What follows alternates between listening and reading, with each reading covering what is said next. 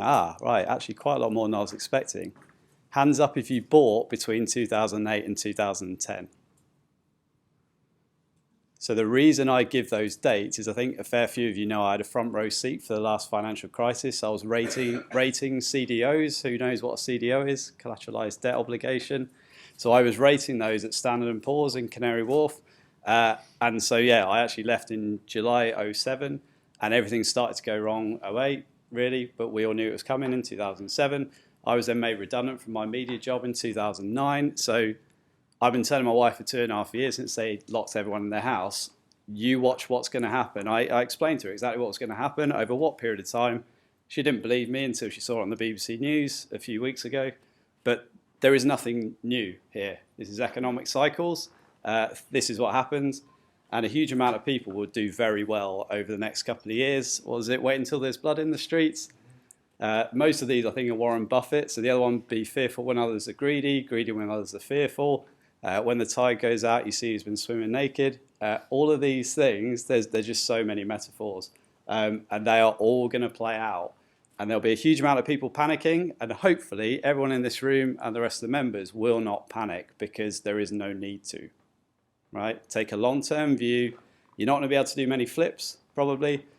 But if you are buying well and holding for the long-term investment horizon, you will do very well over the coming years because it's no different to what's happened before. It's just for a different reason. So Lorenzo, I think you've got some questions which will then just focus a bit of that starting point. Yeah, absolutely. So we're running slightly behind schedule. So I think we're looking at about 25 minutes to get these out. So yeah, so the first thing is what lessons can investors learn from the 2008 recession that they can apply now to this situation? Yeah, so was it you make your money when you buy, I think, right?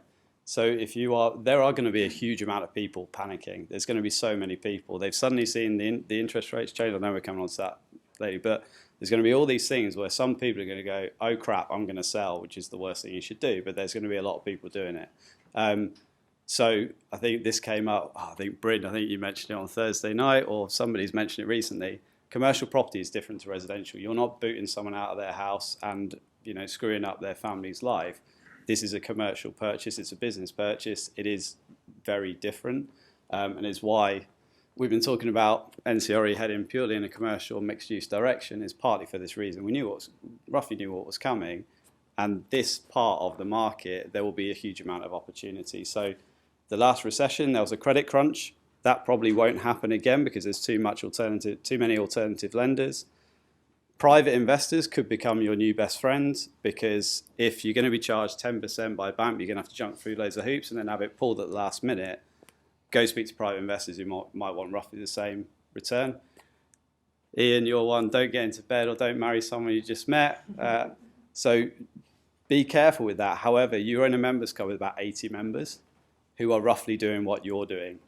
If you want to share risk, you could JV. If you find people who are sat with money in a asset, but they just can't find deals, they're going to be within the group, a lot of them. And they're trying to do the same thing you're doing, and they're not panicking as well. So some of those relate to 2008. Some of them are unique to current times. Mm-hmm. I think I'd also add to that is you don't necessarily lose any money until you sell. So if you've bought a property, don't look 12, 18 months down the line, look 5, 10 years down the line, because you may be in a pickle-ish now, but you don't know where it's going to be in later on down the line, particularly if I'd go back and look at the asset class that I like the most in commercial, which is industrial.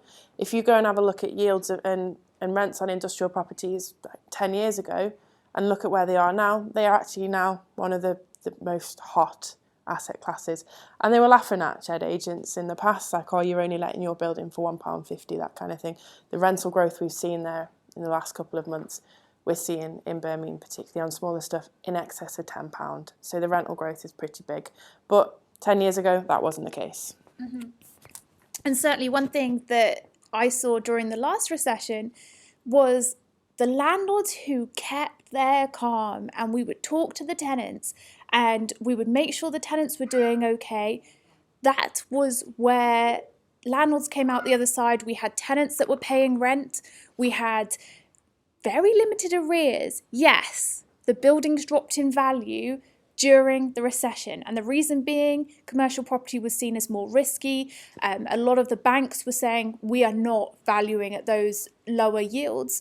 Something that we're seeing right now even, to the extent that we can have valuers go out and do valuations on the properties that we're buying and the bank won't lend at that value. And that's because they are really adverse to risk. But then what we saw, 2011 to 2014, the value of these portfolios went through the roof. And so at that point, the investors had good quality properties to sell. They didn't think that they could add any more value. They were just riding on the wave of the increase in the property market. They'd held on to these great tenants and they sold. And one of my clients went up and bought the whole of Woolwich High Street with one property that we sold after the recession in 2008, 2009.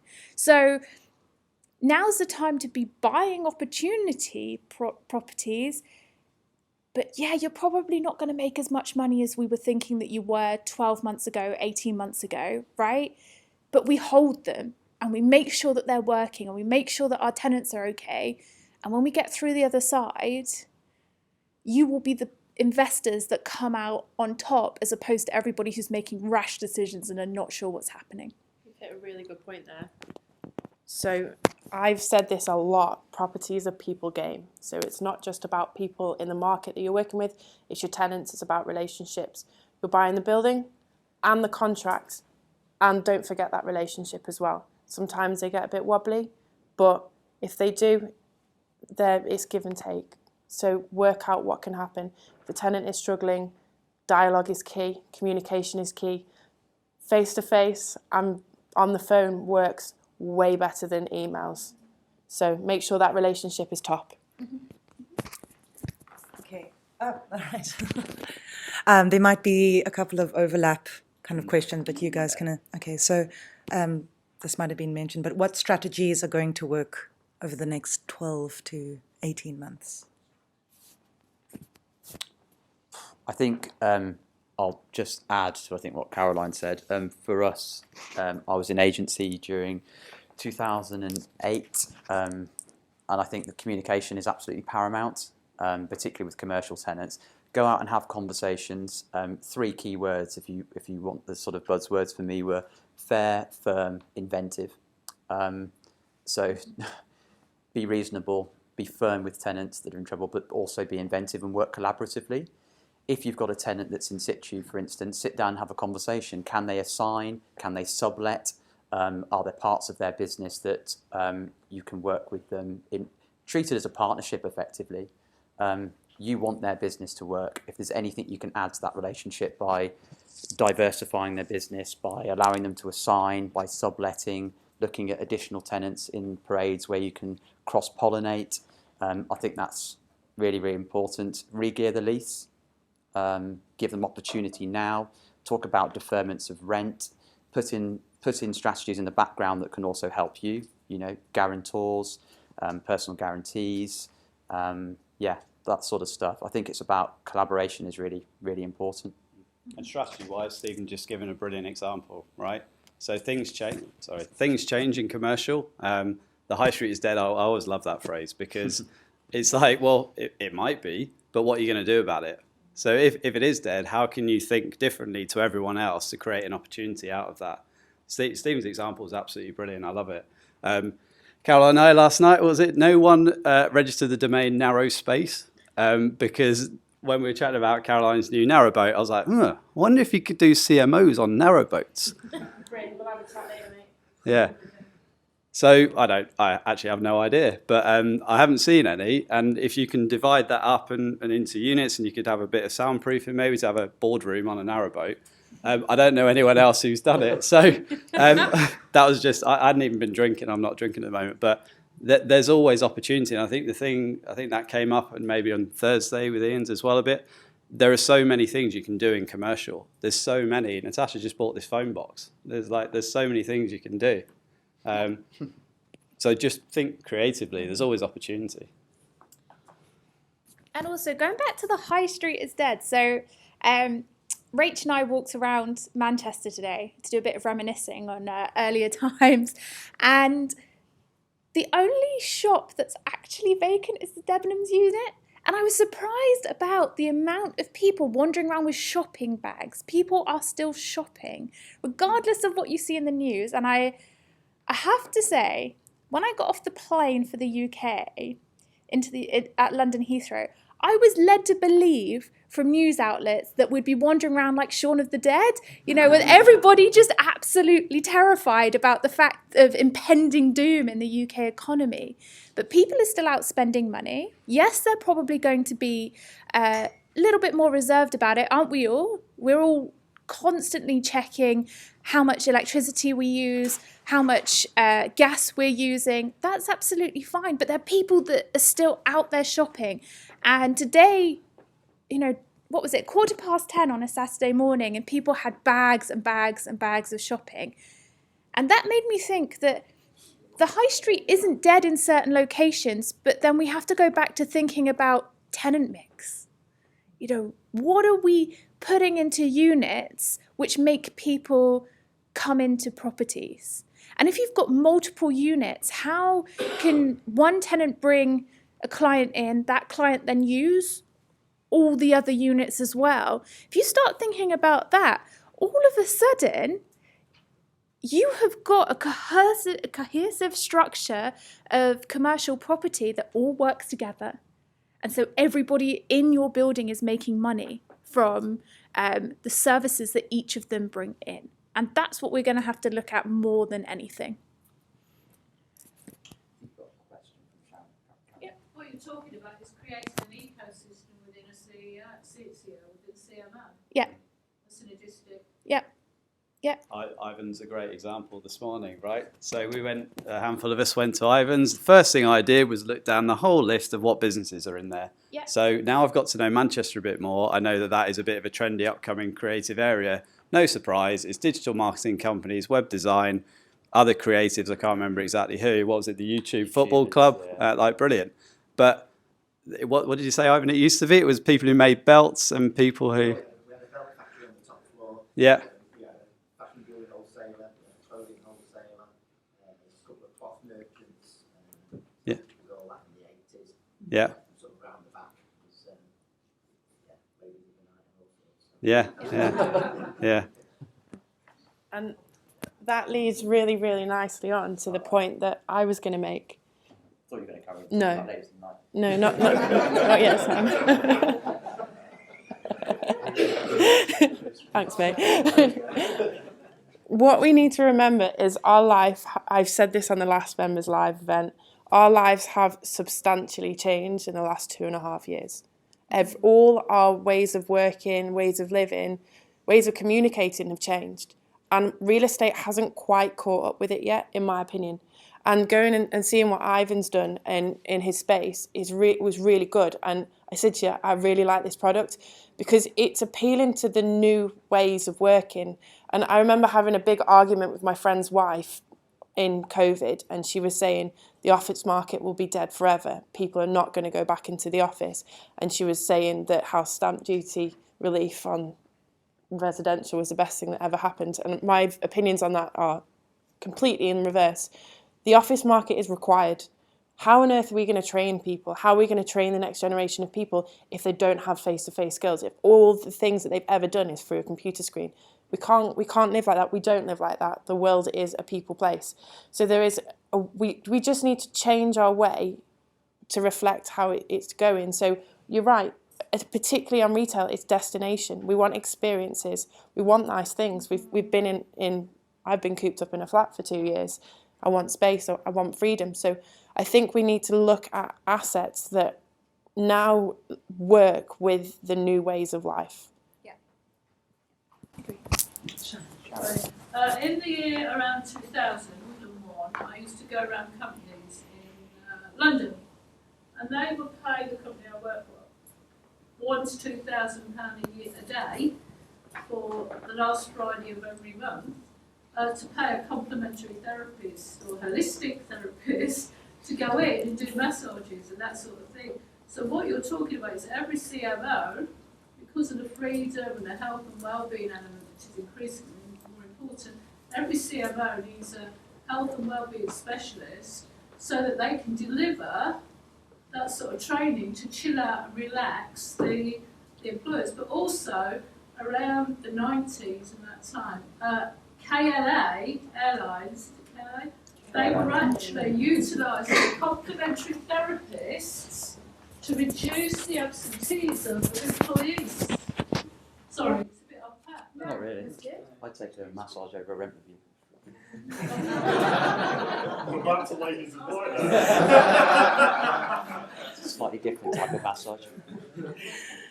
Rightio, the last question, it's kind of a bit of a two-parter, but what do you guys think is now the right time to be investing? Should investors wait until the market drops, and what are you seeing in general with property prices?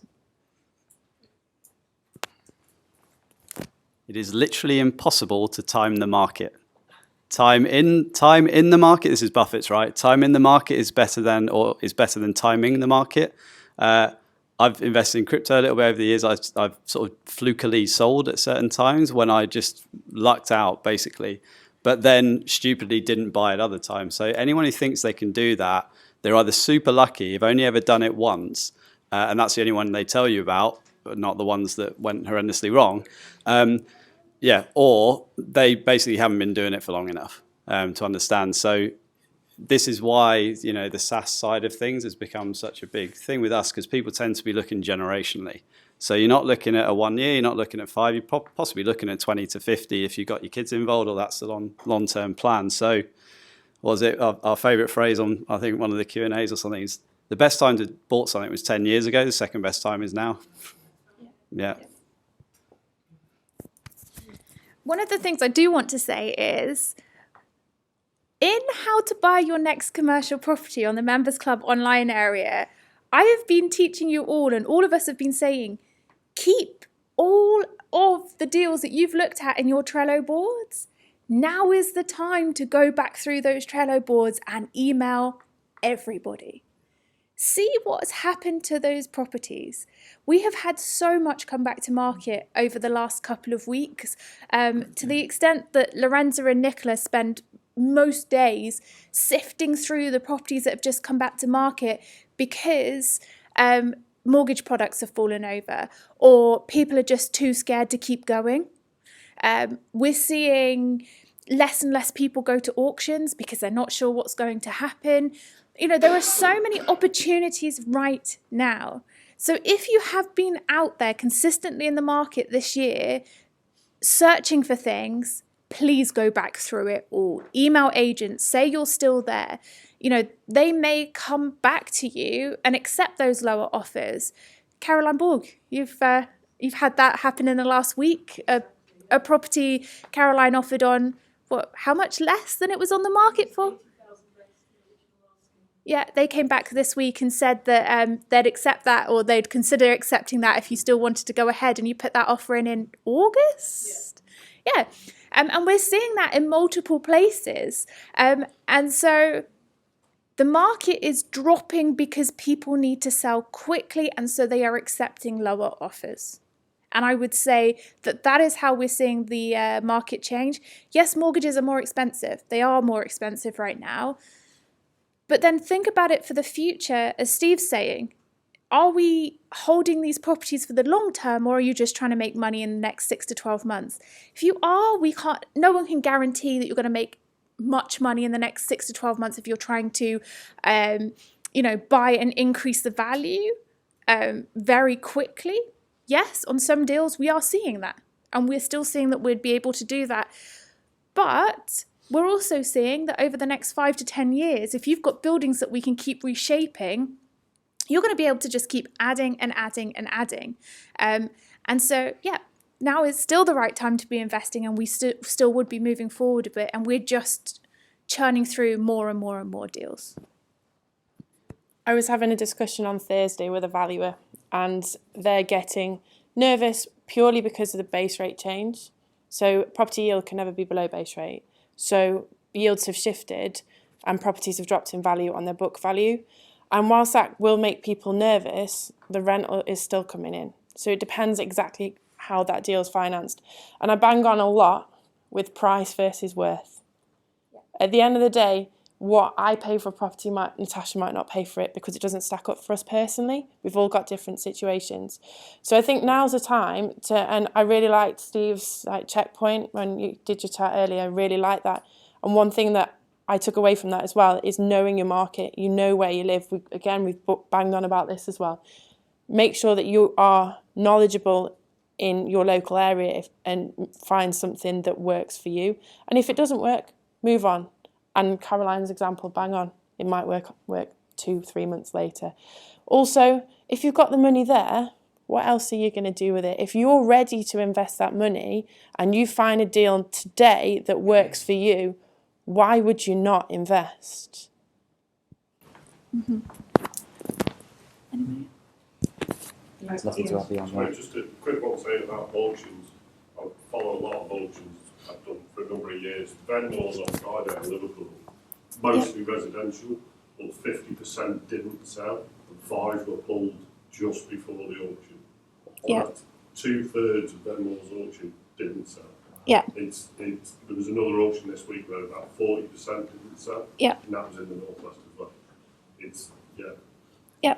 A lot of reckon. Can I offer a build on your comments there? So I can see a real opportunity for fellow investors in here at the moment because we're at a point of inflection. There's been a bit of a tectonic plate shift and loads of news is bad. Don't listen to it, right? Because they thrive on irrationality and fear. And with that irrationality comes opportunity. And if you are sitting in cash, I mean, I've been phoned during the week, something 30% under what they were asking, basically because the guys that have developed an office up, it'll be empty, and they need to get off a bridge to pay their investors back or whatever, and they'll walk without profit just to get their money out. You can see people shitting themselves, pardon the language, but they're starting to get really worried. You just take a longer term view on it, and I think there's real money to be made in that, particularly in commercial space, as they get worried about refinances. And your point about yields going north is absolutely spot on, but what are you getting in? It's the cash flow that we're really interested in as investors, and particularly those with pensions. It's your return on the pension money that's sitting there that's really important if you're unleveraged. Yeah. Agreed. Brendan, did you want? Yeah, I'd like to just a couple of points that we discussed at SAS Northwest the other day. I mean, I haven't got a calculator on me. But yeah, so interest rates have gone from 5 to 8, but the property price has gone from 600 to 450. 9 is your 30% deposit, an awful lot less. Then you're also borrowing a lot less. I mean, you can quickly work that one out on a calculator. The other thing which looks fascinating because of your economic background is we had a discussion of how much you think they can maintain base rate at 6%. And I think, well, Josh is a finance expert as well. With less than 2 years, what's the country be bankrupt? So you might actually get a 30% discount on property now, but in 2 years you're back into 600,000 quid just because you've got the balls to buy it now, or the cash is being said. And everybody else is scared and it's the Warren Buffett thing. So I'll quick. that's well worth considering. Yeah, I'll quickly add to that because I think it was on. It was on one of the Thursday nighters maybe that I started with it. So I don't know what people follow, I don't know what you read, but the government, well, the US and the UK especially, have printed a crap load of money, right? The QA's been going bonkers for years. Now, they don't ever pay back the capital. They roll the capital, but they have to pay the interest. So if that, and their sort of average term on those bonds is not actually as long as you probably think. I think it was three years on average for the UK. So quite frequently, they're having to pay that interest, which is tens of billions, right? Now, if the interest rate goes up, they also have to pay that interest rate on those bonds. So there will be a point at which they can't go further unless they want to be the first country to go bankrupt. So the central bank could essentially just keep going with that. It's pretty scary in the long run. But in the short term, again, no crystal ball, but it feels to me like there will come a point where the base rate will have to kind of stop. That means that inflation won't have been offset as much as it could have been. So everyone's just got to get used to the fact that inflation is here to stay. It's never going to be that 2% target they've had. It's never going to be that anymore. It's going to come up a bit, but the base rate can't go further. It just can't unless they want to bankrupt. And when you think about their own personal incentive, it's to get voted in again. So are they going to be the person to bankrupt the country? They will never ever work in politics ever again. That to me is always why there will always have to be a solution. And it you know, I don't think we're about to turn into Venezuela or Argentina or Zimbabwe. So if that's not going to happen, it'll have to stop somewhere.